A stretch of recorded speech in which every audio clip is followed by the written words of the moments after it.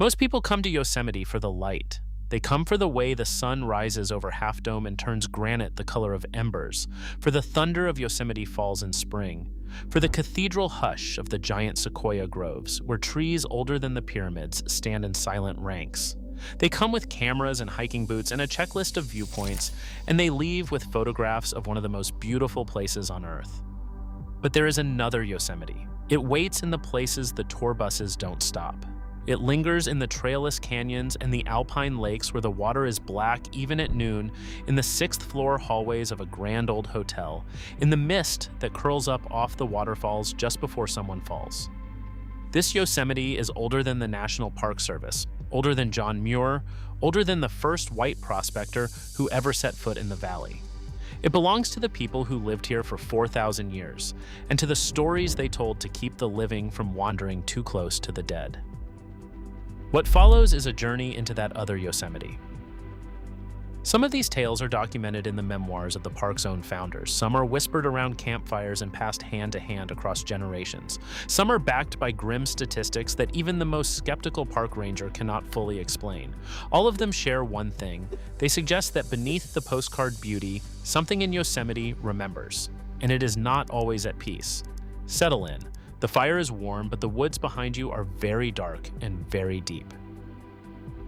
Part 1. The Crying Boy of Grouse Lake. We begin with the oldest ghost story in Yosemite, and perhaps the saddest, a tale documented not by a sensationalist or a thrill seeker, but by the sober, sensible man who became the park's very first guardian. His name was Galen Clark. If Yosemite has a patron saint, it is Clark. He came to the Sierra Nevada in the 1850s a sick man, told he had only months to live, and instead he lived to the astonishing age of 96, dying in 1910. In 1867, he became the park's first official guardian, what we would now call its first ranger, and for 2 decades he patrolled the wilderness as its administration bounced between state and federal hands. He was buried poetically beneath a stand of evergreen trees he had planted himself decades earlier when they were only seedlings. You can still visit his grave today, his body resting within the roots of the very trees he loved. Clark was not a fanciful man, he was a mountain man, weathered and practical, not easily frightened and not easily fooled, which is exactly what makes the story he left behind so difficult to dismiss. In September of 1857, 10 years before he would officially take up his post, Clark set off on what he called a long tramp to a small alpine lake tucked into the remote southwestern corner of the park. It was a lake he himself named for the grouse he had spotted there, Grouse Lake. The water sits at over 7,000 feet, an Arctic tarn scooped out of the granite by a glacier at the end of the last ice age and filled with meltwater when the world warmed. It is beautiful. It is also deeply isolated. Even today, the hike to reach it runs nearly 20 miles round trip, following the Chilnualna Falls Trail for roughly 5 miles before splitting off onto a faint path that fades away into the wilderness. It is not a place you stumble upon. It is a place you have to seek. As Clark rested by the shore, he heard something. In his own words, it was a distinct wailing cry, somewhat like the cry of a puppy when lost. A high, frantic whimpering that seemed to drift across the water. Clark, being a reasonable man, reasoned that a hunting party of local Native Americans must have left behind one of their young dogs. He searched for the animal but could not find it. The crying continued, thin, plaintive, following him along the banks, but its source never appeared. That evening, Clark came upon a band of Awanechi hunters who had made camp along the lake after a deer hunt. He joined them at their fire, and at some point he mentioned the sound. Had they perhaps lost a puppy? Was there a dog wandering somewhere out in the dark, crying to be found? The hunters told him no. What Clark had heard was no animal. Long ago, they said, a boy had drowned in that lake. And ever since, whenever anyone passed by, the boy's spirit cried out after them. But it was not a cry for comfort. It was a lure. No one dared go into the water, the hunters warned, because the drowned boy would catch the living by the legs and pull them down, and they too would drown, so that they might join him, and he would no longer be alone. Clark, ever the skeptic, wrote that at first he assumed the men were simply trying to test his gullibility, to see if the white newcomer would swallow a tall tale. But as the night wore on, he changed his mind. These were serious men, sober and grave, and they were not playing a trick on him. "I am now convinced," Clark later wrote, "they fully believe the story they told." That is the detail that gives the Grouse Lake ghost its lasting power. It is not the crying itself, unsettling as it is. It is the moment a hard-headed frontiersman looked into the faces of people who knew this land far better than he ever would, and realized they were not afraid of a story. They were afraid of the lake. To this day, hikers who make the long trek out to Grouse Lake report the same thing Clark did, a strange, thin wailing that seems to come from the water itself, that some insist sounds less like a bird or an animal than like a child crying for help. The rational explanation is easy enough: water birds, wind moving through the rocks, the acoustic tricks a still alpine lake can play. But if you are standing alone on that remote shore, 19 miles from the nearest road, and you hear a child crying somewhere out in the deep water where no child could possibly be, the rational explanation may not be much comfort. And you may find, as generations of hikers have, that you have no particular desire to wade in and go looking. Part 2. The Pohono, the evil wind of the waterfalls. If the boy of Grouse Lake lures you into still water, the Pohono waits where the water falls. Yosemite's waterfalls are the park's crown jewels. Yosemite Falls, Bridal Veil Fall, Vernal, Nevada, ribbons of white water pouring off cliffs, hundreds and even thousands of feet high. They are staggeringly beautiful. They are also quietly some of the deadliest places in the park. Over the years, the waterfalls have claimed the lives of countless hikers who slipped on wet granite, who ventured too close to the edge for a photograph, who underestimated the terrible power of moving water. The native peoples of Yosemite understood this danger intimately, and they gave it a name and a face. The legend, told among the Owenechee and the Miwok peoples, concerns two women who went one day to pick berries at the top of a waterfall, in most tellings, Bridal Veil Fall. As they gathered berries near the edge, a strange mist began to swirl up from the water below, rising and curling around them. One of the women drifted too close to it, and in that instant the wind shrieked, a sudden, unnatural gust, and hurled her over the edge, down into the churning, rocky waters far below, where she was lost. The chief did not blame an accident. He blamed a spirit, an evil, malevolent presence called the Pohono, a kind of siren or wind demon that dwelt in the mist of the falls. From that day forward, he forbade his people from wandering anywhere near the water's edge, for the Pohono was always waiting, always hungry, and it did not care who it took. What makes the Pohono so chilling is the way it is said to hunt. It does not simply push, it seduces. The evil wind is said to disorient its victims, to lure and beckon them toward the deadly drop. And in some tellings, it appears as something achingly beautiful, a hypnotic rainbow shimmering in the spray, drawing the eye and then the feet ever closer to the edge, until the wind rises and does its work. It is a spirit that uses beauty as bait. And in a park where the beauty is precisely what draws millions of people to lean out over railings and edge closer to the water for a better view, there is something uncomfortably apt about a demon whose weapon is the irresistible pull of a gorgeous view. Modern visitors know nothing of the Pohono, and yet the falls keep taking people year after year in exactly the way the legend describes: a slip near the edge, a moment of getting too close, and then the water. Whether you believe in an evil wind or simply in the indifferent physics of whetstone and gravity, the Ahwahnachee warning has outlived the people who first gave it, and it remains as practical as it is eerie. When you stand at the top of a Yosemite waterfall and feel the cool mist rising up to meet you, and you feel that small, strange urge to lean just a little closer, remember the Pohono and step back. Part 3. Tenaya Canyon, the Bermuda Triangle of Yosemite. Of all the haunted places in Yosemite, none carries a darker reputation than Tenaya Canyon. This is not a campfire story that fades in daylight. This is a place the National Park Service itself quietly steers people away from, a stretch of wilderness so associated with death and disaster that even seasoned rangers and world-class climbers speak of it with a kind of wary respect. They call it the Bermuda Triangle of Yosemite, and its story begins in blood. To understand the canyon, you have to understand the man it is named for. Tenaya was a chief of the Ahwahnachee people, the native inhabitants of Yosemite Valley, in the mid-19th century. In 1851, during the brutal period of westward expansion, a state-sanctioned militia known as the Mariposa Battalion swept into the valley as part of a campaign to force the native peoples from their ancestral homeland onto reservations. The conflict was violent and, for the Ewanechi, catastrophic. According to the enduring legend, during this bitter struggle, one that is said to have cost Chief Tenaya the life of his own son, the chief pronounced a curse. He swore that he would haunt the canyon that would come to bear his name forever. Any who entered it with ill intent or without proper respect would suffer misfortune, tragedy, and death. Whatever you believe about curses, what happened afterward is a matter of record. Tenaya Canyon, a wild, trailless gorge running roughly 10 miles from Tenaya Lake down into Yosemite Valley, has become one of the most dangerous places in the entire park. By some counts, more than 100 people have died there over the years. It has been the site of countless search and rescue missions, of falls and drownings and rock slides and helicopter evacuations, of hikers who found themselves in bizarre and inexplicable circumstances far more often than the terrain alone seems to explain. The canyon is a punishing landscape, smooth glacier-polished granite slabs, mandatory swims through cold pools, precarious ledges and rappels with no marked trail to follow, and the Park Service deliberately keeps it that way, declining to build trails or signage in order to discourage all but the most experienced adventurers from entering. And then there is John Muir.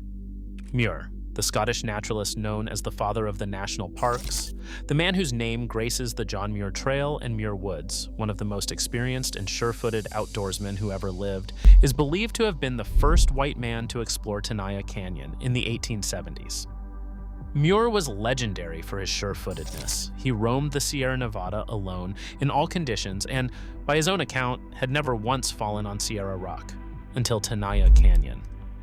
In a letter to a friend, Muir described what happened. He was ascending a steep glacier-smoothed rock face when, in his words, he suddenly fell, for the first time since I touched foot to Sierra rocks. He tumbled, somersaulting down the rock, and was knocked unconscious by a blow to the head, an experience he described as being suddenly brought to a standstill by a blow on the head that confused my senses.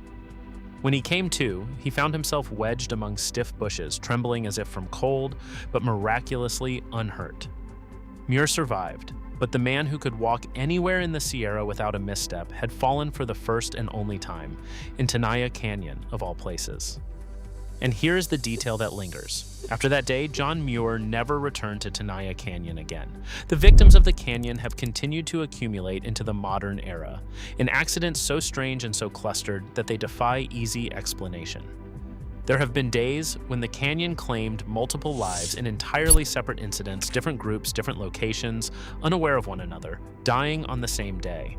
The pattern has been enough to unsettle even those who know the park best. The most striking thing about Tenaya Canyon is that the people closest to it do not dismiss the curse.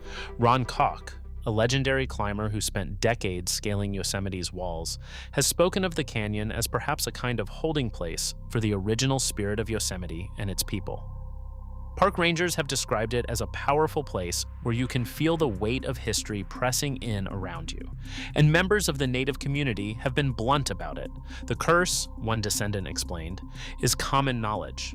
When there is a rock slide, when someone dies in the park, they say a prayer and put down a blessing. It is the curse of Tenaya. Everything in Yosemite is alive. In this understanding, the rocks, the plants, the water, and it remembers everything that was done to the people who were driven from this valley. When visitors go into that country without respect, bad things happen. You do not have to believe in curses to feel the weight of that.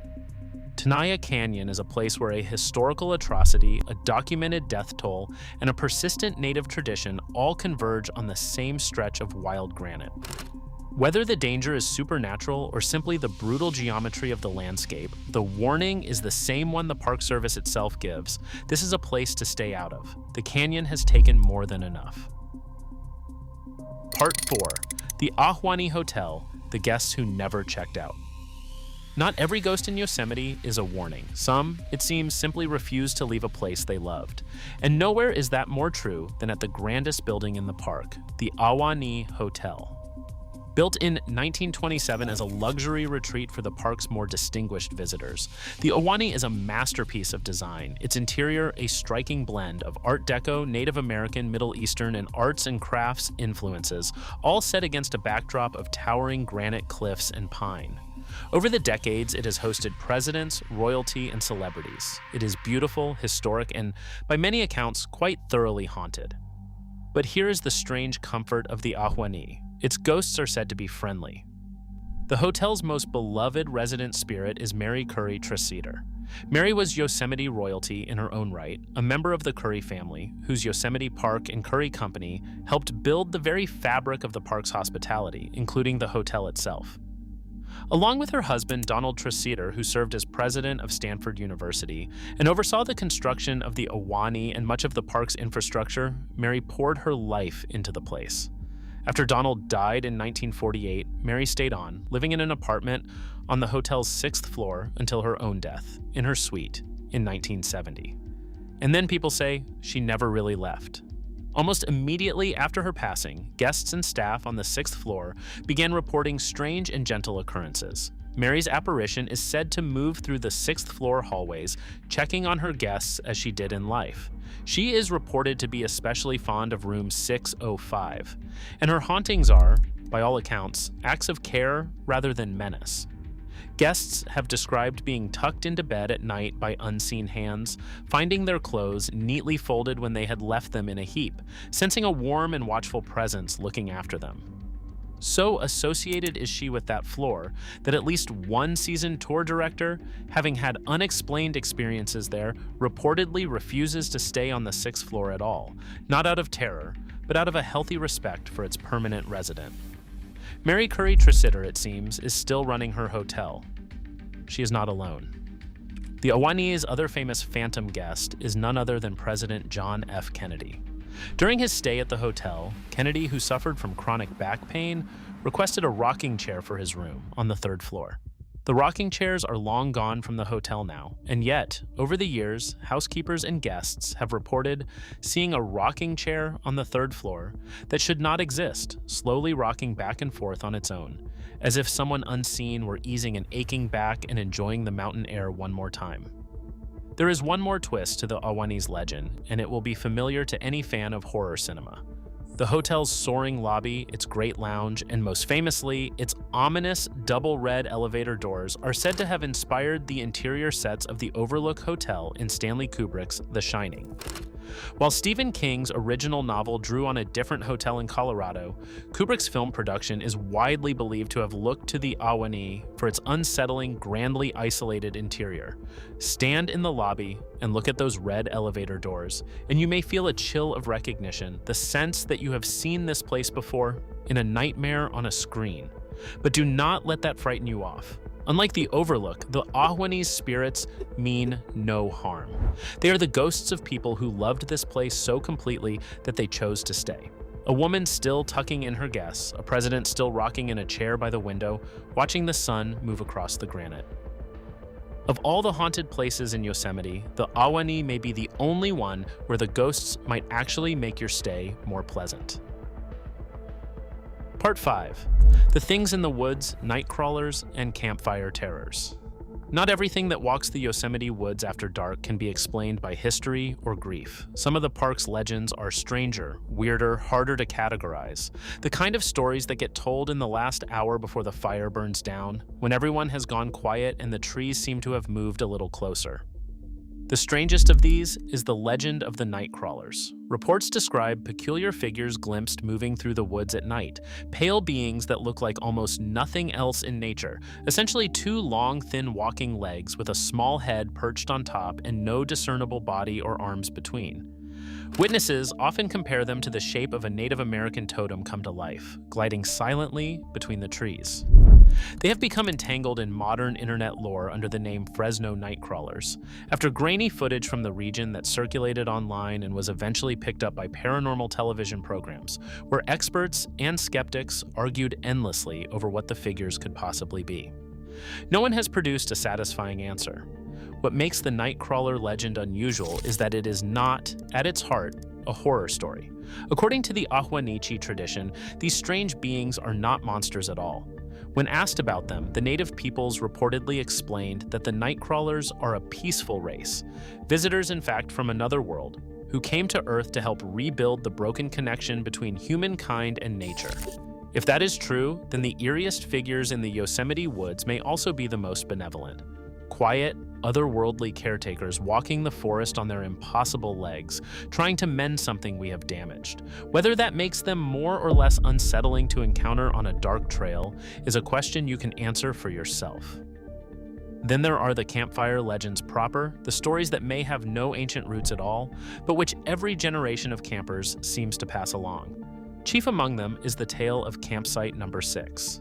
As the story goes, a camper once took his own life at site number 6.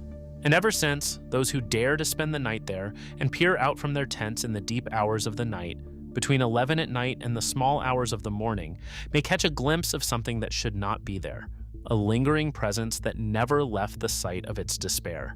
It is the kind of story that has no verifiable source and needs none. It exists to make you zip your tent flap a little tighter and lie awake listening to the wind, which in Yosemite is often more than enough. These woodland legends serve a purpose older than entertainment. In a wilderness, this vast Yosemite sprawls across some 759,000 acres of granite, forest, and shadow. The dark is genuinely dangerous, and the stories that populate it with watchful spirits and strange walkers are also in their way instructions. Stay close to the fire. Do not wander off alone at night. Treat this place as if it is alive and aware. Because, as the Ahwanichi have always insisted, it is. Part 6. The Weight of the Missing.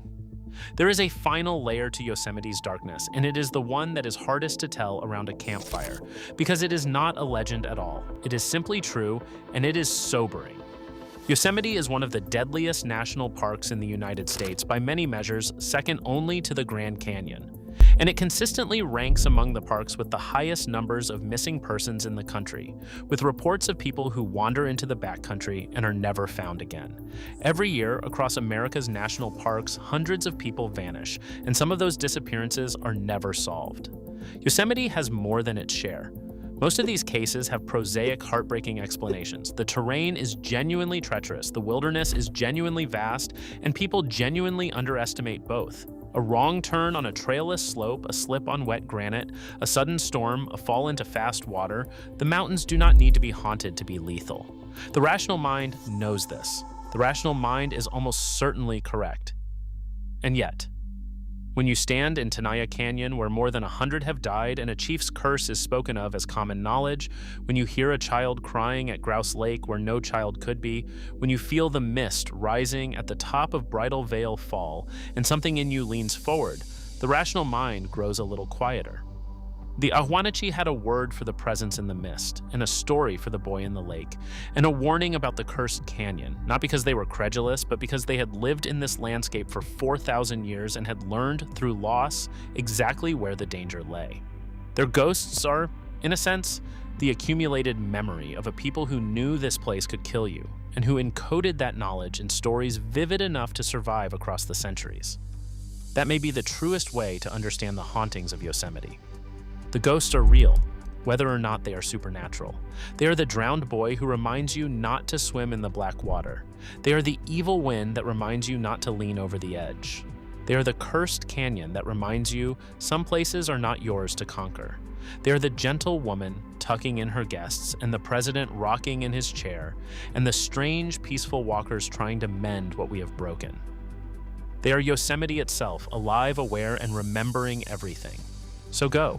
See the light on Half Dome at dawn, stand beneath the giant sequoias, feel the thunder of the falls in your chest.